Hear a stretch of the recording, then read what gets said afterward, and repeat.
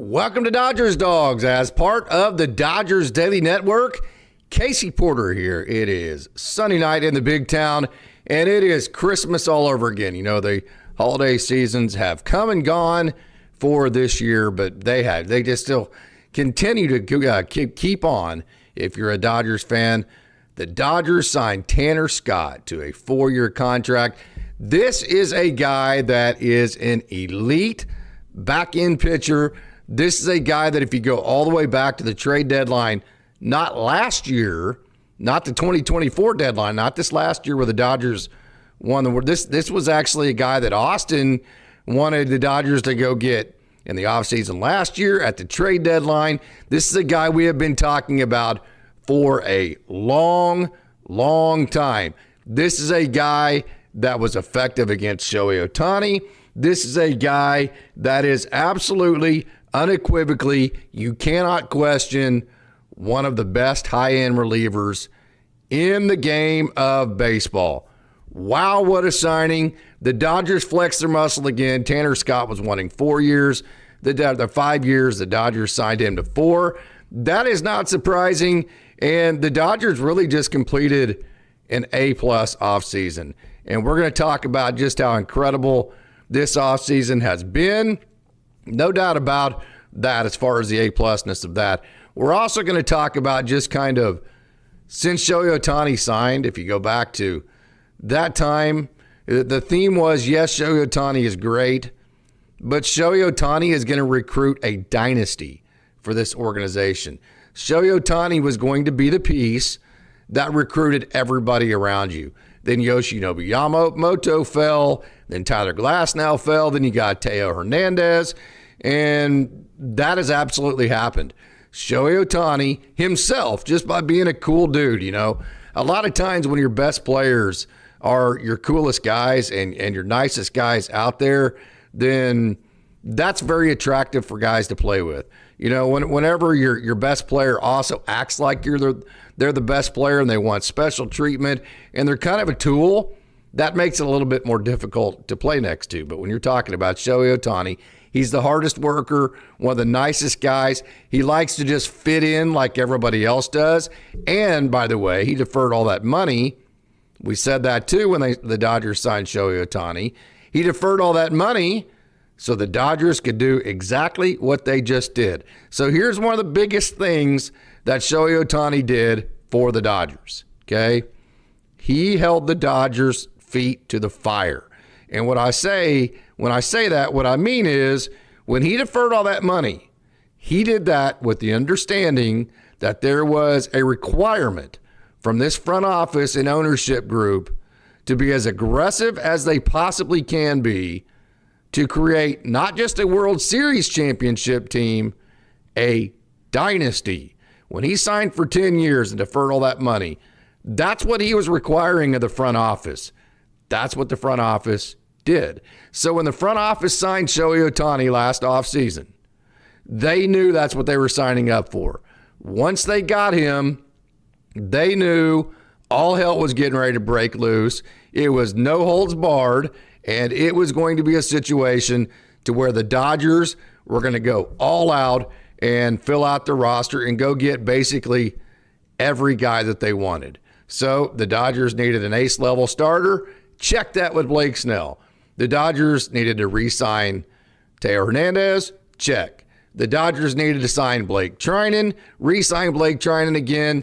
Check. The Dodgers need to go get an outfielder that can play maybe right field or left field, a guy with a bunch of potential, and a guy on a 1-year contract. We're going to get into that part of this too. As far as the contract structures and how the Dodgers have made all of these situations fit, check that with Michael Conforto. Michael Conforto is a guy that you get him away from Seattle and some of the in Oracle Park and places like that. That's a guy that could have a huge year, very similar to Teo Hernandez. So you get him, then you get Hae-Sung Kim, a young man who has minor league options, who has versatility. Then you go get Roki Sasaki, who has no negative side to that signing whatsoever. because you're not signing him to 10 years. He doesn't have to be perfect right off the bat. He doesn't have to be Yoshinobu Yamamoto. So you go get him, and you have one piece left. Well, not just one piece. You have Tanner Scott. A lot of people would say that you still have two pieces left, and that would be Clayton Kershaw and Kike Hernandez, and that would fill out the absolute 100% perfect offseason for the Dodgers. Even if not, we have a ridiculously awesome crowd logged in. If you just think about what the Dodgers have done so far this year, even if they don't get Kershaw, which we all hope they do, we all love Clayton Kershaw. We want to see him get his 3,000th strikeout. And to be honest with you, we all hope that Clayton Kershaw becomes like the best pitcher on the staff and leads, not as just a member of the roster, but leads this team to yet another World Series championship, right?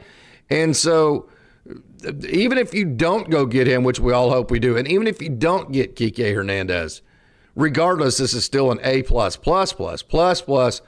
offseason. And then if you fill in with those two, of course, there's going to have to be some corresponding moves if you do that, because the roster is full both on the 40 and 26-man side.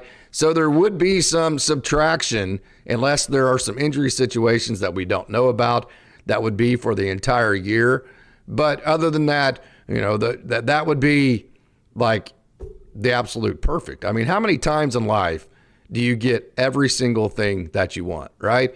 If the Dodgers got Clayton Kershaw and Kike Hernandez, they would have gotten not just at an A+ offseason.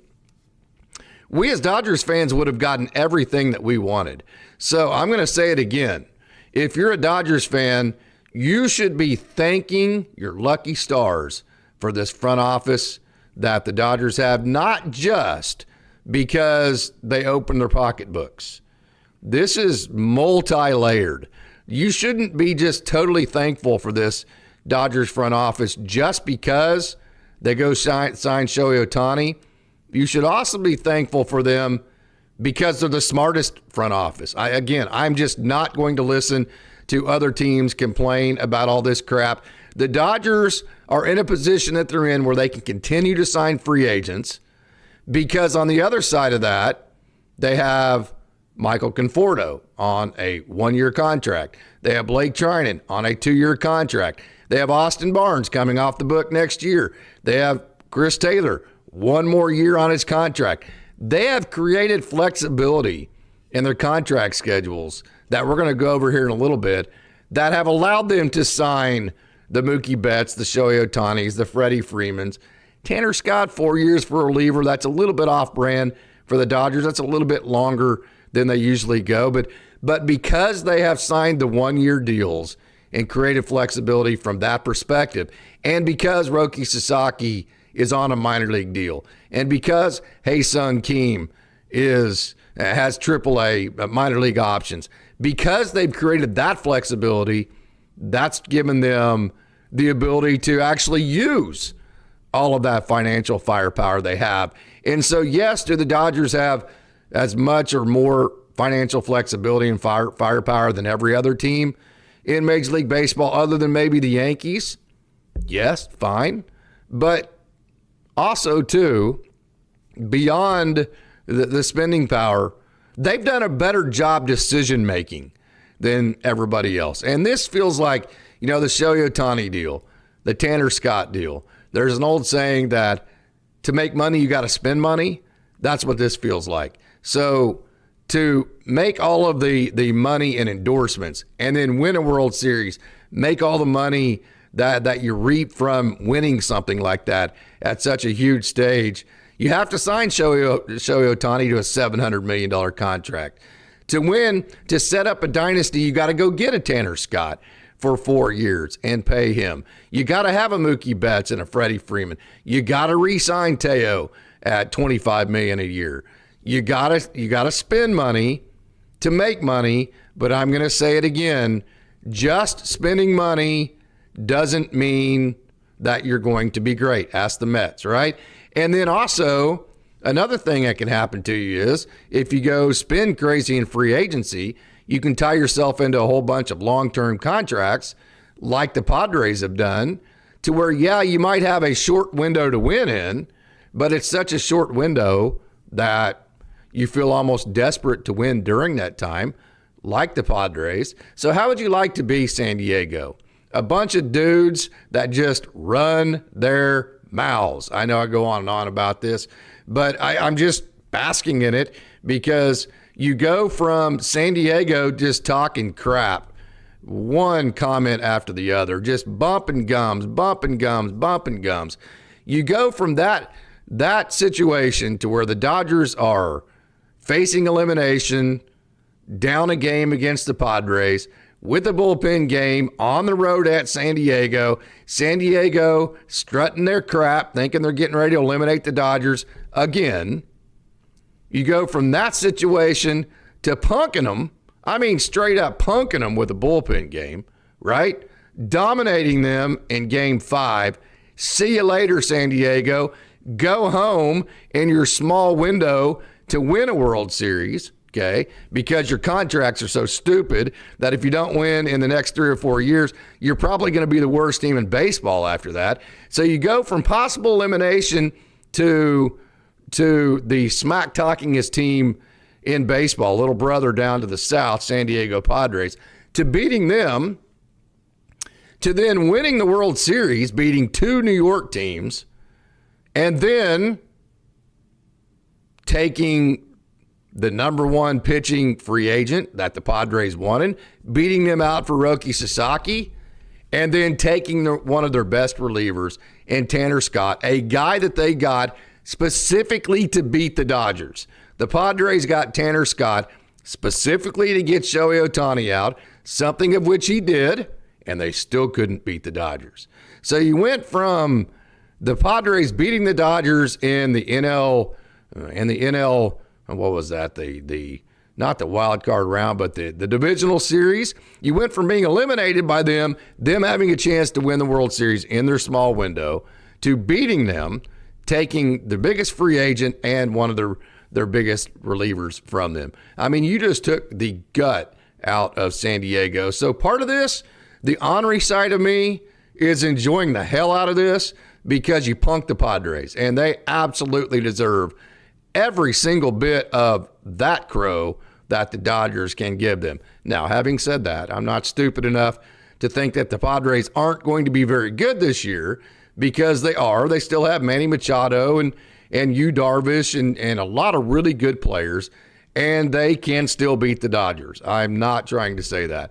But as it sits today, on January 19th, I could not be more excited for the way all of this went down, and part of that is because you stole some of this thunder from the Padres. So what a great crowd we have logged in right now.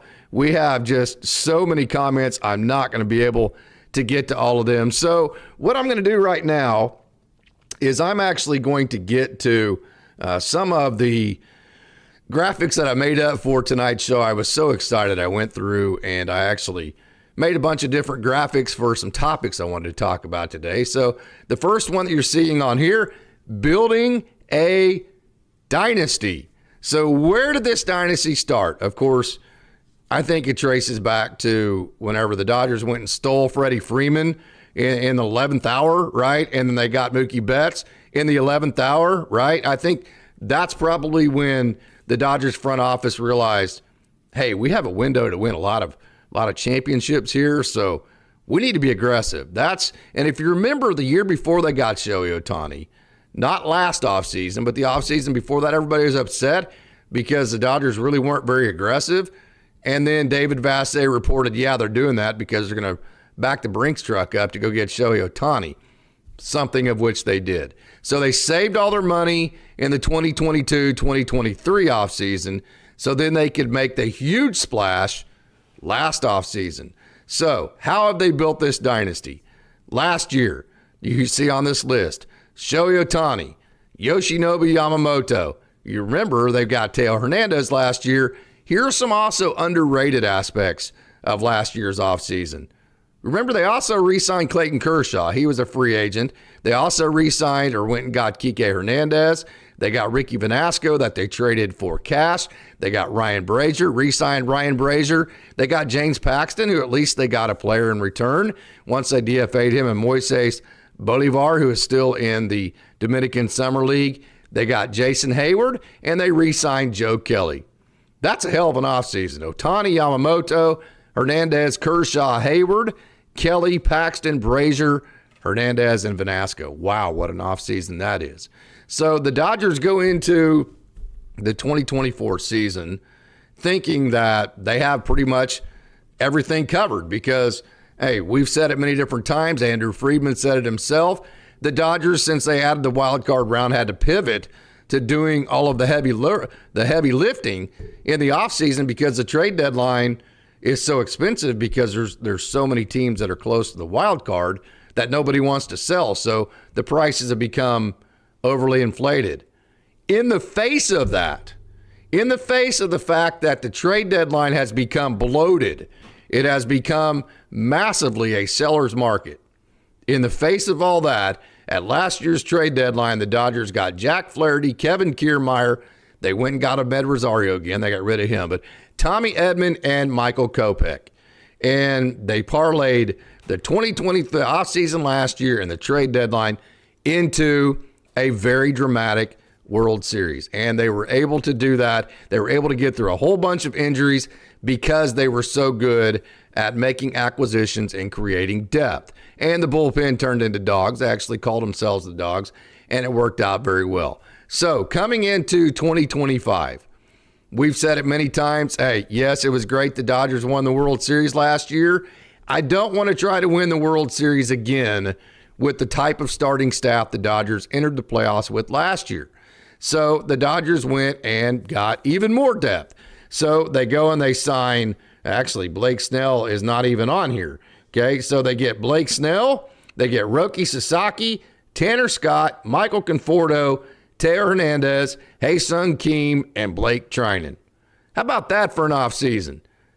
So 1, 2, 3. So just on your 26-man roster, there's 1, 2, 3, 4, 5, 6, 7, 8, 9, 10, 11, 12, 13, 14, 15, 16, 17. There's at least 18 guys between the offseason, trade deadline, and offseason this year that have directly impacted the roster for the Dodgers and helped them create this dynasty.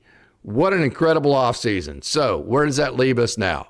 We mentioned that last year the Dodgers went into the playoffs with a really, really, really depleted pitching staff, and because of that, the Dodgers needed to make sure they're never in that position again. I've also said several different times that I really felt like last year was going to be the Dodgers' worst roster they had in a long time, and I stand by that, and that's absolutely happening. So the rotation for this year is looking like glass now. Of course, this is all when Ohtani, this is going to be like mid-May, okay? Glass now, Ohtani, Yamamoto, Sasaki, Snell, and either Gonsolin or May. I know MiLB.com has Gonsolin as that sixth starter. That pushes May in the bullpen. So either May or Gonsolin the bullpen. Here's your 8 bullpen arms. One of these two, Bonda, Brazier, Michael Kopech, Phillips, Trinan, Vesia, and now, yes, Tanner Scott. How does that sound, Dodgers fans? So here is the beauty in this, the depth that you have. Ben Kasparius, Jack Dreyer, Michael Grove, Edgardo Henriquez, Landon Knack, Bobby Miller, Justin Robleski. 1, 2, 3, 4, 5, 6 guys that, as of right now, if the season started tomorrow, would be in AAA Oklahoma City.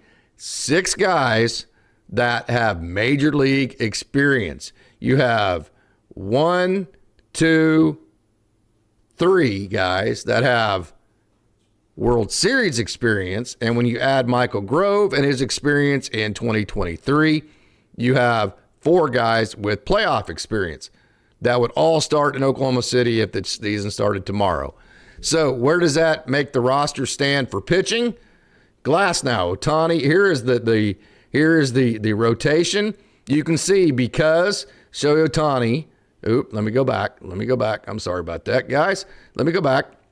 Because Shohei Ohtani is a two-way player, the Dodgers are allowed to carry 14 pitchers. So here's the 14 pitchers as of right now. So you can see all 14 spots, as you see right here, are all taken, right? So if the Dodgers want to add Clayton Kershaw, one of these guys have to go. They have to go. Now, you can say, well, maybe the Dodgers are waiting on injury. Still, either way, whether it is trade, however it happens, if you go get Clayton Kershaw in one way or the other, one of these pitchers on this 14 have to go to make room for Clayton Kershaw. Then, keep in mind, the only pitcher on this list right here, or the only two that have minor league options, is Tony Gonsolin and Alex Vesia, right? And so if you add Clayton Kershaw, let's say that you send Tony Gonsolin down to AAA and add Clayton Kershaw. Now you're back to 14, which means you have no spot to add anybody else to this 26-man roster, which means whether it be Gonsolin or Vesia, whoever you send down, they have no ability to come back on that 26-man roster. It also means that you're one over right now if you sign Clayton Kershaw, because you're at 15. So if you get as soon as you remove one of these guys to get back to 14, it also means that this pitching depth right here, there is no path whatsoever as it stands for them to be called up to the major leagues, because you just don't have the spot. And you already don't have the spot right now, and then you're going to be -1 from that if you sign Clayton Kershaw, when you sign Clayton Kershaw, right? So that's the pitcher playing side, the pitcher side on the 26. How about the position players? Okay, so your two catchers, Smith and Barnes, Ohtani. You have your 5 infielders right here, your 3 outfielders, and then here's your depth. So there's 3, 8, 11. So you're going to get 13 position players. If you sign Kike, that makes 12. So if you put Kike right here, that would make 12. So before these guys, so for these 4 guys, you would only have 1 spot left as far as the up-down train between Ha-Seong Kim, Andy Pages, James Outman, and Hunter Fiducia. If you sign Kike Hernandez, which I think a lot of Dodgers fans want, then there's only 1 spot to be able to pull from AAA between these 4 guys right now. So if you want Clayton Kershaw, that puts you at 15. Somebody has to go. If you want Kike, that leaves you with only 1 spot between Keane, Pages, Outman, and Fiducia. Okay, so another factor I mentioned just a minute ago as to how the Dodgers have built such a amazing dynasty here that they should win multiple world championships. Yes, getting the Shohei Ohtanis for the 10-year, $700 million. Yes, that plays a huge factor. I am not going to try to downplay that. That is an absolute fact. It would be stupid to even try to say anything different. So getting Shohei Ohtani for 10 years, signing Yoshinobu Yamamoto to 12 years, signing Mookie Betts to 12 years, right? Those are contracts. Signing Freddie Freeman to 6 years, even though he's 35 years old, right? There's no doubt. You can't deny that because the Dodgers have financial firepower, they're able to do that where other organizations aren't. I'm not going to sugarcoat that or act any different. So be it. That's life, right? If you don't have as much money as the Dodgers, then you need to be smarter, okay? But what can't happen is the Dodgers have more money than you have and they be smarter than you, which is what the Dodgers have done. So how have they been able? This is the one thing that can make a organization like the Dodgers, who have unlimited funds, this is the one way where they can make it to where they have no way of being competitive, is if they sign too many 10-year contracts and they have too many guys that have 4 or 5 years on the back end of their contract where they're not productive and they have no way out of it. Because, for instance, the Chris Taylor situation, okay, right here, he's making 4 years, $60 million, $15 million a year. Nobody's going to take on that contract. So here's the problem. If something happens to Shohei Ohtani, say 4 or 5 years from now, all of a sudden he's not very good or he's injured, you still have 5 years left and a lot of money to pay him. And that would make it, and if nobody wants to trade for him, that means you just have to eat those 5 years. Now, we don't think that's going to happen, and the Dodgers are willing to take those chances on Hall of Fame type players like Shohei Ohtani. So, for every time you sign a 10-year, for every time you sign a 12-year, a 12-year, a 6-year, getting a guy into his 40s, you can see right here, what you also need is a 3-year from a really good player, a 1-year from Michael Conforto, a 2-year from Max Muncy, a 2-year from Blake Trinan, a 2-year from Ryan Brazier at $4.5 million. So there are, almost every Major League Baseball club right now could afford, every Major League Baseball club right now could afford Ryan Brazier. If the Dodgers wanted to trade Ryan Brazier at $4.5 million a year at 2 years, okay, and actually this is his last year, 1 year left of team control, the Pittsburgh Pirates, anybody could go get Ryan Brazier. So why am I saying that? Because that's the flexibility the Dodgers have created in the sense that if they do need a 26-man roster spot, instead of DFAing somebody, they've created contracts on the margins that they can trade, right? Okay, Miguel Rojas, this is his last year on his contract, $5 million a year. I wouldn't think another club would take that contract, but maybe, let's say the Dodgers ate the money, right? There's only 1 year on that contract. Let's say the Dodgers pay $2.5 million of that. Money is not the currency in this organization. It's roster spots. So the Dodgers would pay $2.5 million to get a roster spot back if somebody else wanted Miguel Rojas, right? Max Muncy, $12 million a year, and I know he's a lightning bolt of a topic, but Austin has crunched the numbers on this.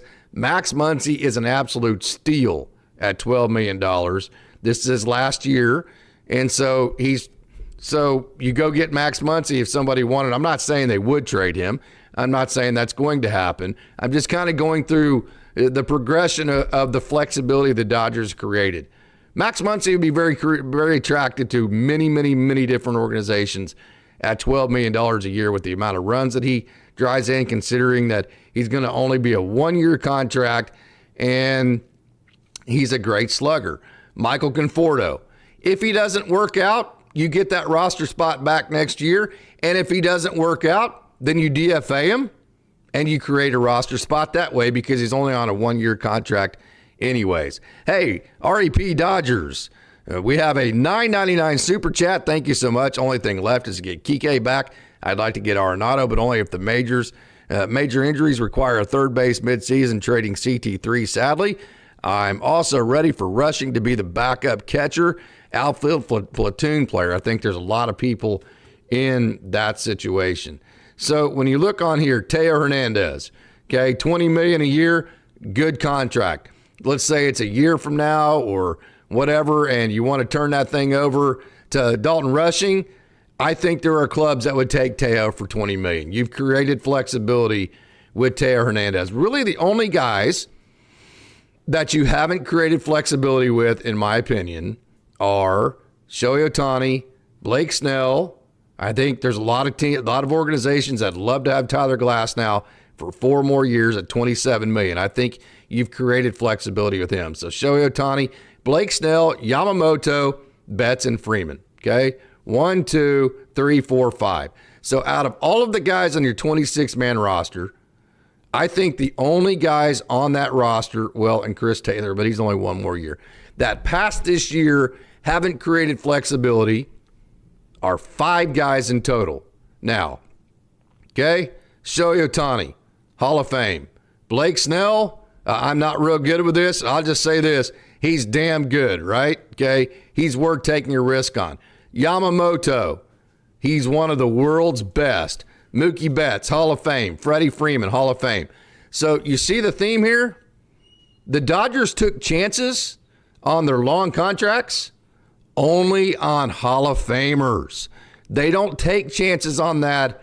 They don't take chances like that on guys on the margins. They don't even take chances on that on guys like that, like Manny Machado or Xander Bogaerts or whoever that might be. They don't even take chances on guys like that. For you to sign a long-term contract that has the possibility to be a negative benefit to the Dodgers on the back end of that contract, for the Dodgers to take that chance, you have to be Shohei Ohtani. You have to be Blake Snell. You have to be Yoshinobu Yamamoto. You have to be Mookie Betts or Freddie Freeman. You have to be not just an all-star caliber player, you have to be a Hall of Fame caliber player. And on the other end of that, the Dodgers are up against the 26-man roster crunch, okay? We said it right here. You already have all your pitchers full. You still want to add Clayton Kershaw. If you go get Kike, you only have one spot for your four position players that you're going to have for depth. The way the Dodgers have created roster flexibility is that if Michael Conforto didn't work out, you can DFA him. You have the ability to DFA Chris Taylor, right?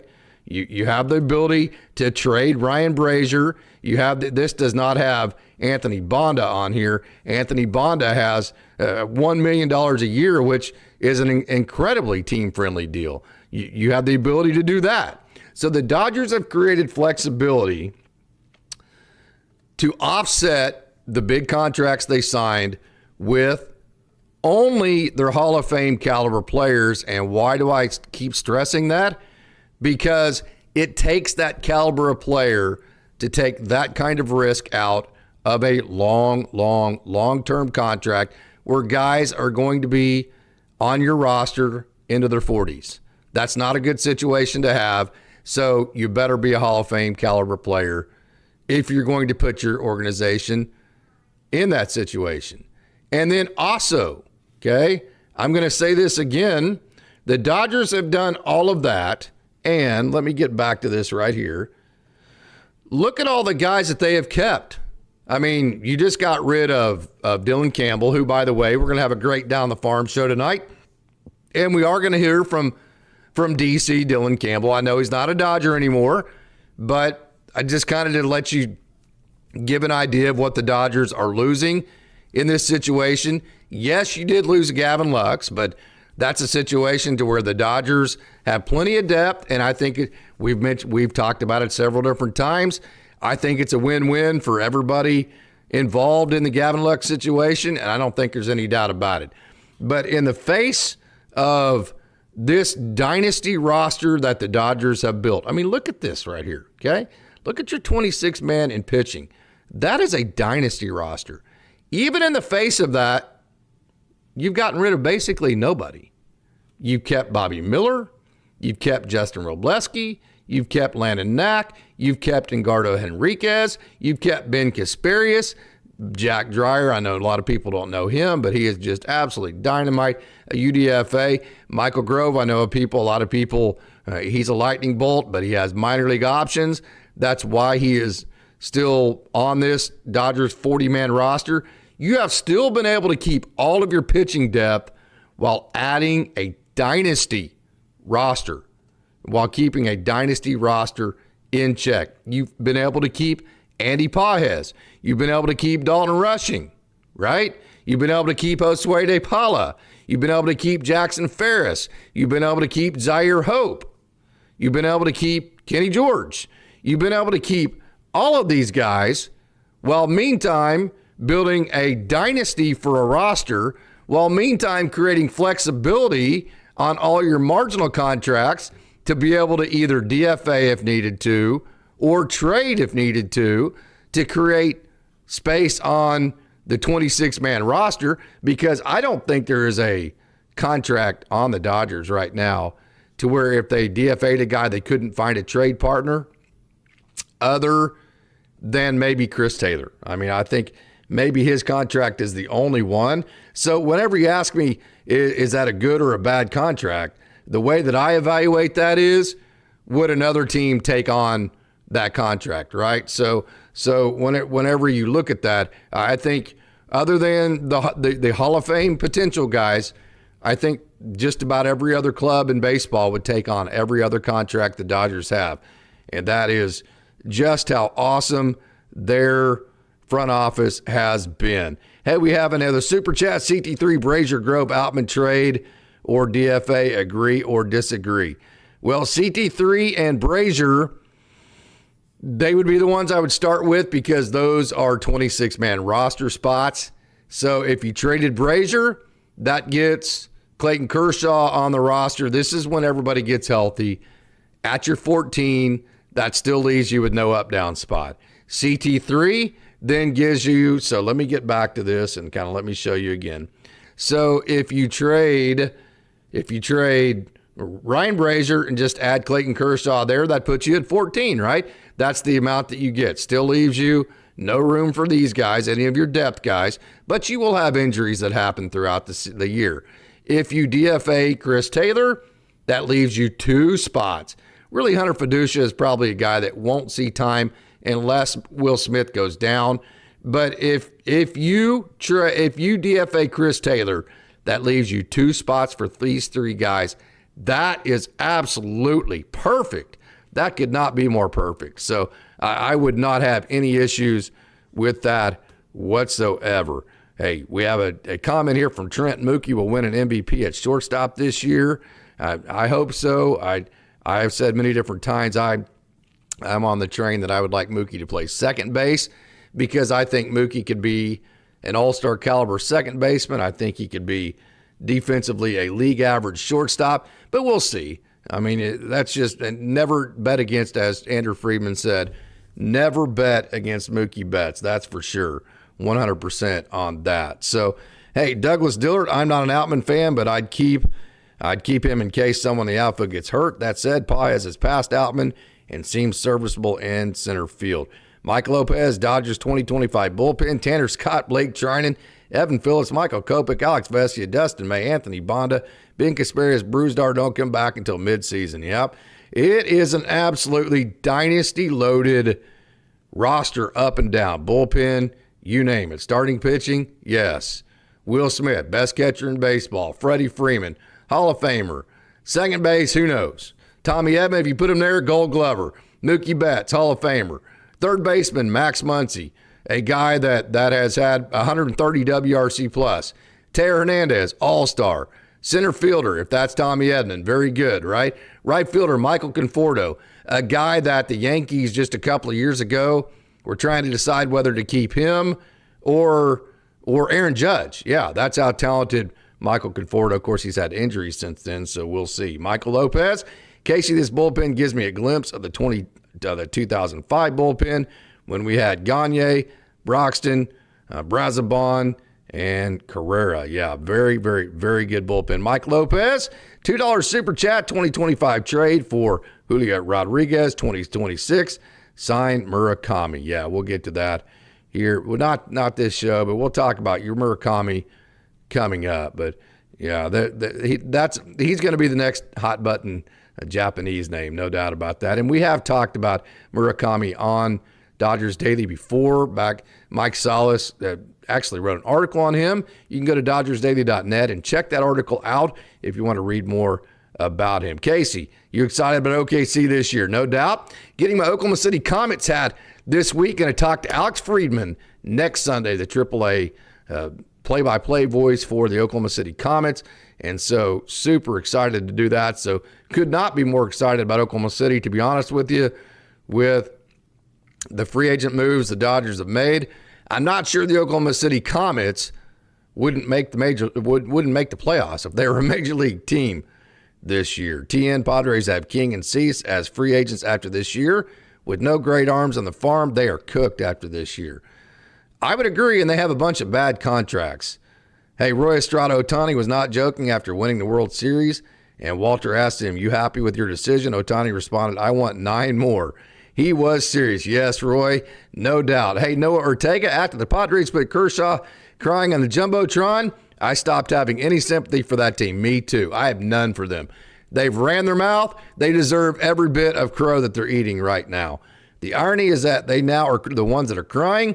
With their tears, we could put out all of our fires. Yeah, man. Too bad for the Padres, no doubt. Hey, TN, Dodgers got a 50 FV plus prospect in Kim and 65 FV prospect in Sasaki. With how young those players are, No doubt. Mike Lopez, I keep receipts. Here's the new one for everyone.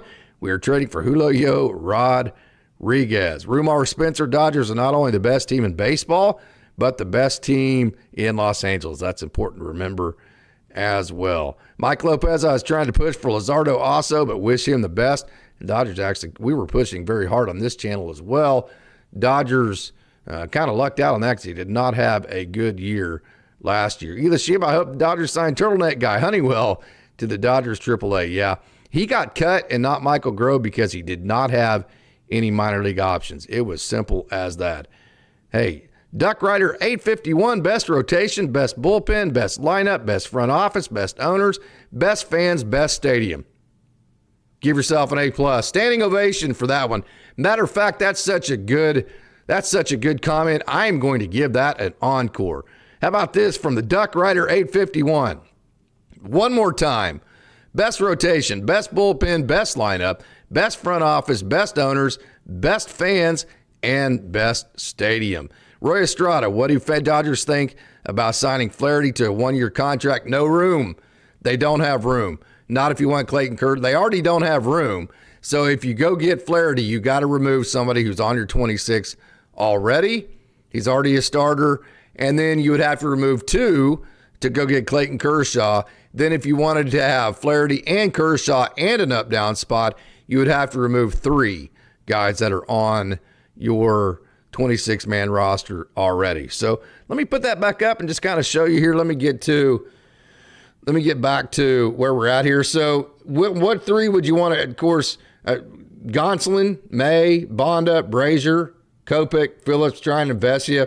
So if you went and got Flaherty and you put Clayton Kershaw on here and you wanted a up-down spot for one of these guys, that would put you at 17. That would mean you would need to get rid of 3 of these guys. So leave me a comment. What 3 guys would you want to get rid of? Would it be May, Bonda, and Brazier? Would it be Bonda, Brazier, and Gonsolin? What combination? If you want don't just say, hey, I want Jack Flaherty and Clayton Kershaw. What 2 guys do you want to get rid of to get them? That's what I need to know. Don't just leave a comment, I want Kershaw and Flaherty. Whenever you leave that comment, I need to know on this list right here, which 2 guys do you want to get rid of to have them replaced? Because that's what has to happen to get them on the roster at this point. Hey, Capel, Agarwal. This is definitely a riskier signing, but after what Scott did to the Dodgers hitters the past 2 years, they decided they just had to have him. Dodgers do that a lot. If you can't beat them, join them. And when you have the financial firepower to do that, when the Dodgers have a player that they like, surprised they didn't go get Christian Walker because he's beaten the Dodgers so many different times. But I kid, but I say that to say, when the Dodgers run into a guy that they really like, they put him on the Rolodex and they get him out when they have a chance to sign him. No doubt about that. Dodgers are definitely being greedy this year. They are getting everything. They're getting all their wants and their needs, and they're having just a remarkable offseason. So, hey, we're going to get to the Down the Farm here in just a minute. I'm going to tell you all about it here in just a second. I'm going to read a few more comments. Mike Lopez, besides Sasaki, we signed 15 international young players, highlighted by the left-hander from Panama and the first player from Sudan, the 17-year-old 6'6" flamethrower. We were above everyone, yes. I mentioned that on the show the other night that the Dodgers were also going to be able to sign a lot of their international guys too. So that's another big part of this as well. Hey, running LA Dodgers have any third baseman coming up the pipeline? Jake Geloff. You got Jake Geloff with a lot of power, a lot of potential. Did not have a great year with the stick last year. I think Alex Freeman can move over to third base. I also think that, Cody Hosey's in the system. He's the best defensive infielder. Had a good year offensively. I think it's going to be difficult for him to get time in LA. But again, very talented guy. We'll see if he ever has opportunity in this organization. But I think really the guy right now that I think Cameron Decker could probably play third base if you needed him to, and he continued to hit the way he does. And then you have a bunch of young guys that I think are at the complex or maybe the DSL that we'll see as that goes. But I think if everything went perfectly at this point, I think the next guy would be Jake Geloff. That, as far as potential goes, as far as talent goes, as far as a guy that just is major league fit, I think Jake Geloff is a guy that, man, he has massive, massive upside and massive, massive potential with the way he stays inside the ball. Can hit the ball the other way. His light tower power, very impressive. Wilmer Edwards, hey, Casey, what is your opinion about the Tanner Scott signing? I love it. I think it's absolutely fantastic. I think the Dodgers are going to maximize his health. They're going to maximize his efficiency, and they're going to win 2, maybe 3 world championships while he is on the Dodgers roster, right? Hey, Douglas Dillard didn't say he was good yet, good enough to play here in front of CT3, kept Outman at AAA, and when Edman was at shortstop. So having a conversation about some of the roster moves that have been happening with the Dodgers. So, hey, the Donovan Michaels, the Dodgers are the gold standard of professional sports, not just baseball. Good point, of all professional sports. So I would totally agree with that. So what we're going to do now is we are going to get to our Down on the Farm segment. Just a reminder, we are going to cover Dylan Campbell. Remember, the Dodgers just traded him away for international bonus pool space. I found it was interesting. Talked to him on Monday. That was quite the coincidence, right? Talked to him on Monday. Dodgers traded him this week. So if you're a Phillies fan and if they come across this, they want to watch this, fine. But Dodgers fan, I still think it's interesting to see what the Dodgers lost for that international bonus pool money. And then we're going to talk to Peyton Martin. Peyton Martin's going to be on this Down on the Farm segment. Man, this is good stuff. Peyton talks about adjustments he made last year, struggles he had last year, the way he came through his struggles. Looking forward to next year. Keep in mind, Peyton Martin skyrocketed up prospects list this time last year. So that's an enjoyable part of this Down on the Farm. And then also, we're going to finish the Down on the Farm with Justin Robleski, who does a great job talking about his Major League debut, some of the adjustments he's making, and the pitch mix that he's going to take into next year, a guy that is going to provide depth for the Major League club. So without that, let's not waste any more time. Let's get right to it, and let's take a trip down the farm.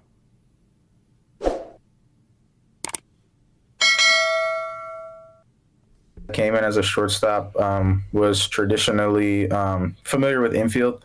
And I remember going to the area code games in high school, and I only brought an infield glove with me. And I remember one of the coaches on the team saying, "We're going to put you in center field today." And I was like, wait, what? Like, I've never played outfield before in my life. But they put me out there, made a good, like, nice little running catch over the shoulder. And then kind of from there, I was like, it was like a real possibility in my mind, because my dad, he grew up playing outfield and taught me a little bit about outfield, but I kind of went the infield direction. And then so when I got to college, there was a pretty stacked infield, like guys like Ivan Melendez, Trey Faltini, Cam Williams, Zach Zubia. So it was just a matter of getting on the field. And for that, like the way that team was built, I thought it was better for me to be in the outfield. Now, I still did play a little bit of both. A lot of people are choosing faster moving sports. Baseball's a little slower moving. So what is it that made you migrate to the slower moving sport over the faster paced sports? I always thought that I was much better at baseball. Some people would say different, but I feel like that was one thing that I caught on with at a younger age, and I had been playing much longer.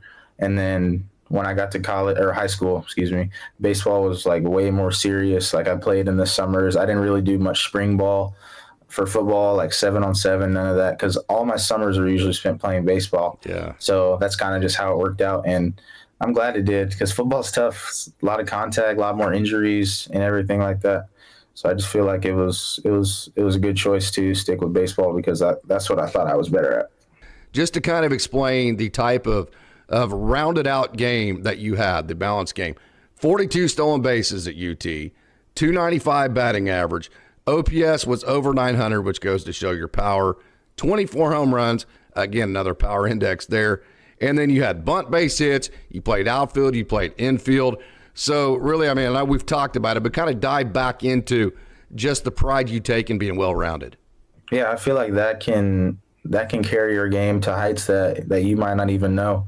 Just being able to be a player that can do it all, I think is very beneficial because, like I was saying earlier, playing under Coach Pearson at Texas, like that's stuff that they taught and that they wanted us to work at. Like if you were batting third that day, like, and you were leading the team in home runs, that doesn't mean that you can't lay down a bunt or like get a nice little base hit to move a runner over or something like that. So I feel like just being well-rounded can, like, let's say maybe one day you're not feeling great with your power or great, like, slugging the ball. Then you lay down a bunt and get a hit and save, like, instead of having an 0 for 4 day with a couple of strikeouts, then you turn it into a 1 for 4 day. You know, just little things like that I feel like carry you a long way. And it's really cool that you finished the year so strong. You made so many great adjustments. Super excited. Talk about your year. Well, yeah, as you said, the ending was a lot better than the start. I mean, I had a little tough offseason. The offseason before the year started, it didn't go as planned. You know, some things went sideways, ran into a couple things.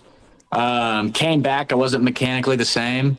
So we had to go through a bunch of stuff. I mean, I lost a lot of stuff that I had before, and it took a while. It took like 3-4 months just to get it back. Velo wasn't the same, you know. Moving, athleticism really wasn't the same either. And I just talked to DA, Coyne, and all those guys, Minto, Walsh, and we got it together and kind of figured it out. At the beginning of last year, I'd say I was heavy slider because I didn't have as much faith in the fastball because, you know, the velo wasn't there just because of the throw. And throughout the year, kind of gained it back a little bit.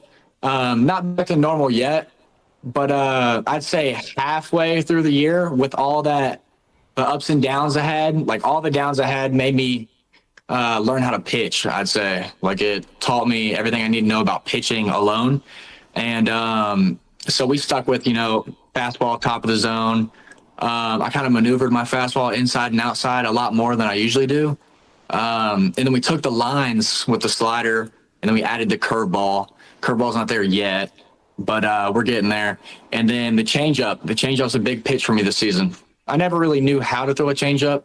I mean, I'd say this year DA kind of taught me how to do it from scratch because I was like choking it, grabbing it hard, throwing as hard as I could. And then after that, I was like, oh, it's not looking too good. So then I'd slow my arm action down, try to go from the side a little bit. And then once he actually got like eyes on me and was able to see my grips and everything I was working with, he changed it. Now we're letting it go deep in the hand, but we're not holding it as tight and then throwing it just like I throw my fastball. Well, one of the big things we worked on and we're working on now too is that front leg lock. That kind of like disappeared out of my mechanics. And we got that back though, finally. And I was like, everything wasn't moving at the time it was supposed to. Like I wasn't rotating as much. I wasn't getting down as much. No force was coming on. I mean, my force plates weren't as good. And it was just like, it was weird. Like things were changing a little bit. And then like, let's say 30 minutes before every workout, he would have me out there doing drills and it all just slowly came back and slowly came back. So yeah, thank him a lot for that. Yeah. Just working on that curveball, getting a little bit better, getting it in zone and changing the speed from the slider. I mean, yeah. And then everything else should be okay. And if they want to add another pitch, you know, I'm here to learn. Yeah. So it's okay with me. Sure. So the slider pitch, is that kind of your bridge between the fastball and the big curveball that you need to land for strikes? Is that how you use that pitch? Yeah. So that slider is probably my favorite pitch because I started to throw it. Well, don't tell anybody, but I throw it first pitch of the game sometimes to get the hitters off balance. And it's kind of fun because I can throw it for a strike too whenever I want. But yeah, that just makes it easier to throw the fastball up in the zone, bring it inside, and then work it out. But yeah, I mean, I've been a big curveball guy my whole life. I used to have a good curveball in high school, and then it just big old roundhouse. Yeah, and then it disappeared. You know, it didn't work in pro ball. So yeah, we got to bring that back and change the speeds a little bit. And then the changeup, I think the changeup's going to be good. You know, it's just that's my fourth pitch, I'd say. So if I need it, I'll throw it. Yeah. So slider, fastball, your two strike pitches. So are you going to use your curveball more of a get me over to steal some strikes, maybe to pitch backwards, like you mentioned, first pitch of the game or something like that, or maybe first pitch of an at bat, or is it a strikeout pitch for you? Well, it's always been just a get me over pitch, but I kind of want it to be a little bit more. You know, I don't want just like 3 pitches in my arsenal to be powerful and then have that one as just like a get me over. I'd rather have all 4 of them be elite pitches. So I'd like to keep working on that one to get it going. So is the key to your changeup that you can throw your other 3 pitches enough for strikes to where you don't have to rely on your changeup to be in the zone, or is it not that simple? I honestly don't know. It just depends on the counts and who I'm facing. Like if I'm facing somebody that like rails changeups, I'm not gonna throw him a changeup, you know. And it's usually the lefties, to be honest. We're trying to work on the righty changeup. I think we'll get it going, but usually lefties. We're not so much. It doesn't even move that much. We're just trying to make it move this much. Nice. That's all we need. And as long as it follows that line and then goes a little bit different direction, I mean, hitting's hard, so that'll throw them off enough.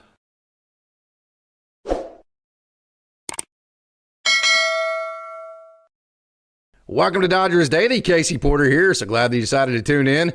Fans, today we have a very, very, very special guest. Of course, he made his Major League debut this year, and he went to Oklahoma State, and the Dodgers won a World Series this year. So, hey, man, couldn't be a more special guest for Dodgers Daily, Justin Wrobleski. Robo, how the hell are you, man? I'm great. Casey. I'm glad to talk to you again. Yeah, man.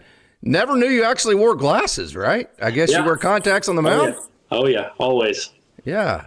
So tell us about your Major League debut. Got to know all about it. Got to know about the process, just where you're at when you found out, the whole process of getting to L.A. and then getting warming up, taking the mound after you're over all of it.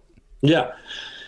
I guess so. So backing up to when I first kind of had an idea, I mean, after they called me up from Double-A, it was just kind of like, okay, it seems like pieces are moving. I mean, we had a couple injuries here and there, and so I was just trying to stay as ready as I could. We actually had a 2-week road trip in AAA. It was like Reno to, I think, Vegas. Yeah.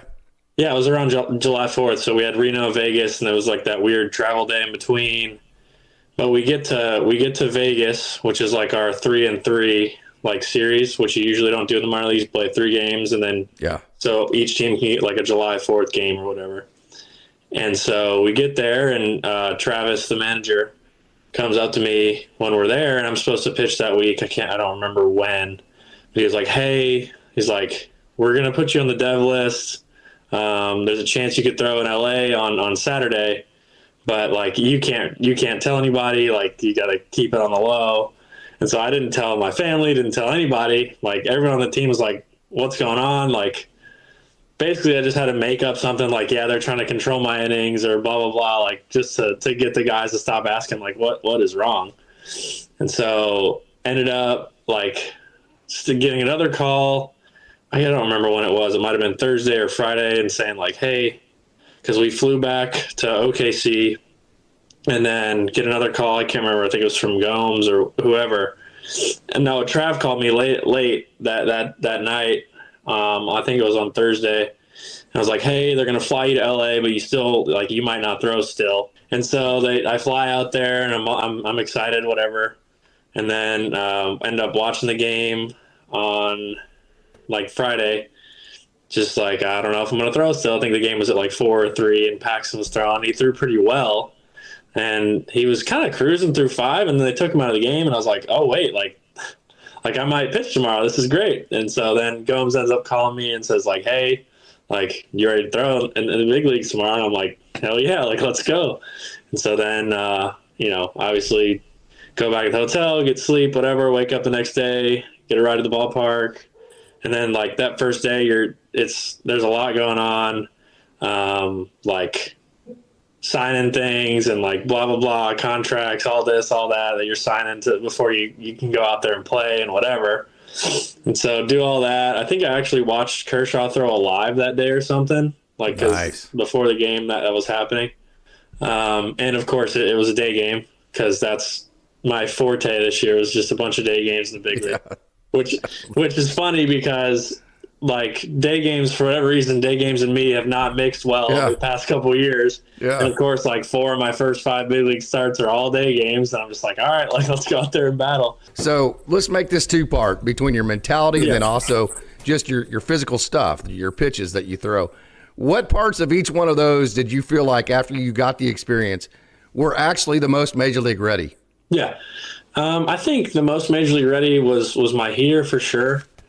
And then, it's tough because when you go up, like, they don't, like, the catchers don't really know you, the pitching coaches don't really know you. So it's like that battle of, like, you trying to learn them trying to learn you. Like, you're trying to do everything you can to kind of feel comfortable and listen to them, because obviously they know, like, they've been here.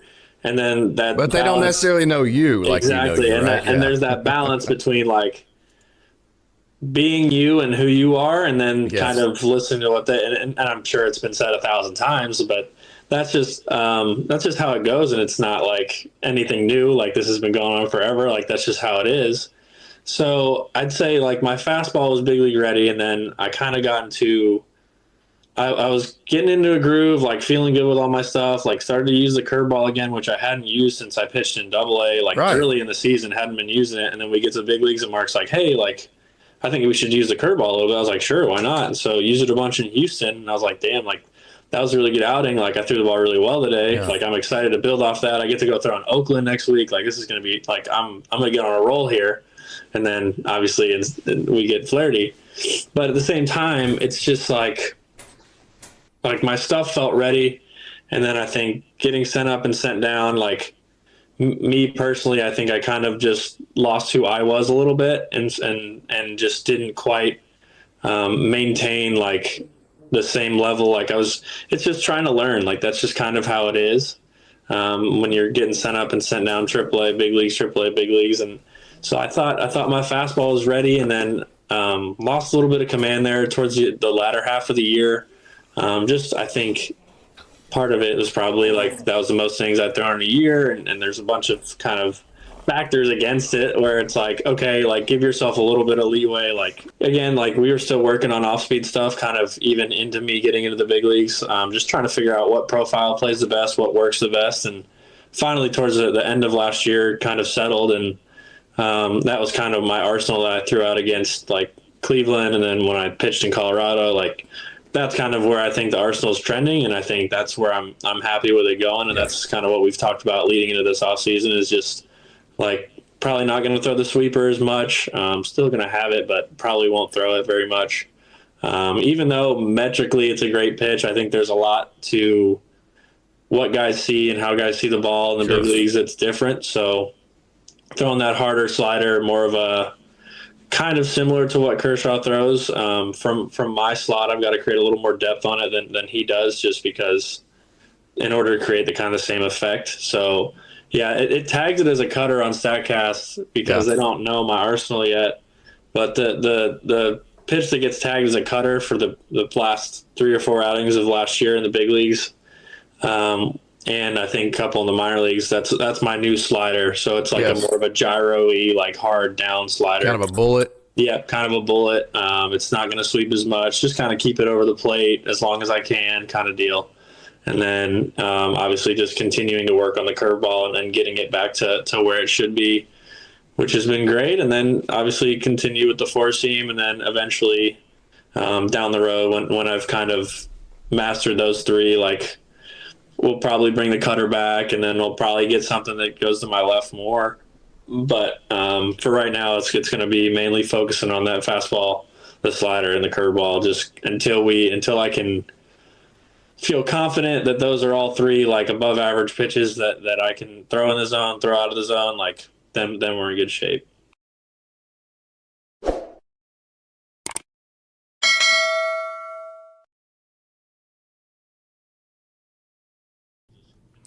So there you go. There is our talk with Down on the Farm there. Justin Robleski gave you all of his plans for 2025 and his game plan as far as the type of pitch mix he's going to bring in, Peyton Martin, all of his adjustments, and some of what the Dodgers lost with Dylan Campbell. So to kind of put a button on this, wanted to come back and talk to you wonderful Dodgers dogs one more time. If I can get back to my screen here and see if I can get back to my Canva. And give me just a second here and let me get back to here. I'd actually lost where I was at here. Right there. Okay, so let me get back to this and let me get that. Let Let me X this out here, and then let me get back to full screen. I want to put a button on this and just kind of go over this one more time because this is just absolutely unbelievable as far as what the Dodgers have been able to do. So last offseason, here are all the guys the Dodgers signed last offseason. Pretty incredible. Ohtani, Yamamoto, Teo, Clayton Kershaw, re-signed him. Hayward had some good moments for the Dodgers. Remember Kelly? He had good moments too. Re-signed last year. Paxton, the Dodgers at least got a player out of him. Brazier was huge. Remember Brazier started the bullpen game in Game 4 of the divisional series against the Padres, and obviously Kike was huge. Trade deadline last year, Flaherty, Kiermaier, who had some big moments. Edman and Kopech, that's at least 3 really big pickups. Kiermaier, he had some moments. And then this offseason has been ridiculous. 7 different signings, starting early on with Michael Conforto, Teo Hernandez, Ha-Seong Kim, that's actually an M right there, Blake Snell, Blake Trinan, Roki Sasaki. Incredible offseason. So where does it sit right now? The 26-man roster, as far as pitching goes, is completely full with all 14. There is not a spot right now for Clayton Kershaw. There is not a spot for Jack Flaherty. So there's not a spot for any of the up-down guys.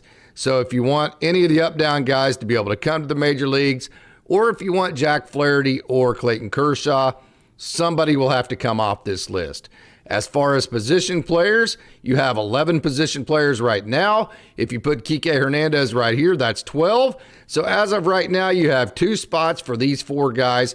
If you add Kike Hernandez, you only have 1 spot for those 4 guys. So the flexibility the Dodgers have, you have several one-year contracts. Michael Conforto right here, you can see 1 year, not several 1 year, but several short contracts.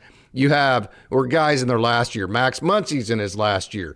Blake Trinan is only 2 years. Miguel Rojas in his last year. Ryan Brazier in his last year. Anthony Bonda, 1-year contract. Teo Hernandez is only 3 years, right? Chris Taylor, only 1 year left on his contract. So the flexibility is Michael Conforto, 1 year. Chris Taylor, last year. Okay, Max Muncy, last year. Miguel Rojas, last year. Ryan Brazier, last year. Austin Barnes, last year. Anthony Bonda, 1 year. That's 7 guys that, as of next year, could come off the book. So that's a lot of flexibility to where if you wanted to trade, and again, I'm going to say it again, I'm going to throw this back up here. I don't think, other than Shohei Ohtani, your Hall of Fame guys, Ohtani, Snell, Glasnow, Yamamoto, Mookie Betts, Freddie Freeman, take Glasnow out of that because I think a lot of teams would want that contract.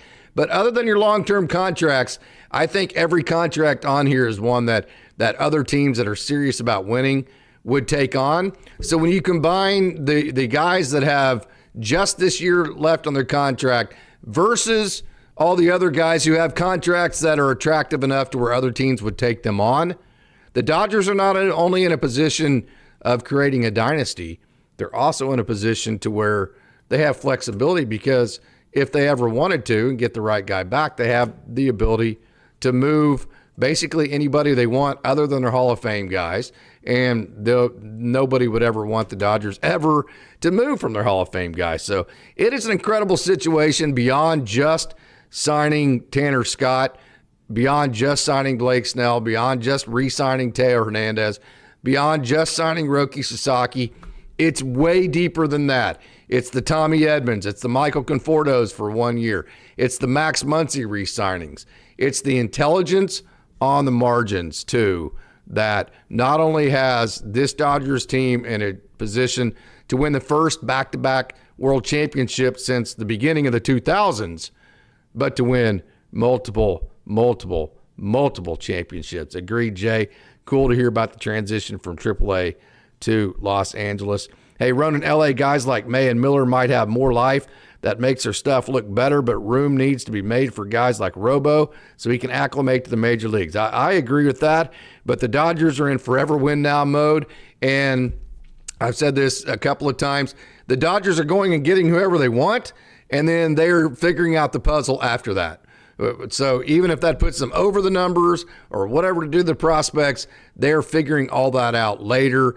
Going and building a dynasty first has been their number one job. That's what they're doing, and they'll figure out everything else from there. Justin Lamas, remember, we get outbid by the Angels for Hollywood Lifestyle, who is getting paid $38.7 million a year to not play 100 out of 162 games a year. Yep.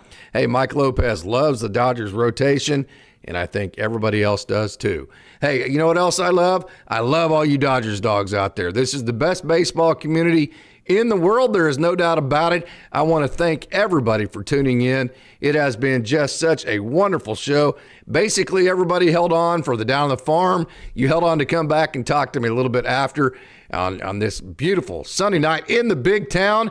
And so with that, we had a super exciting news, just a monumental weekend. It started with Roki Sasaki. It ended with Tanner Scott. Would like to remind you, as we always do, to stay safe out there. Keep all of those people that have been impacted by the fire in our prayers, and say one more time, it's a great day to be a Dodger.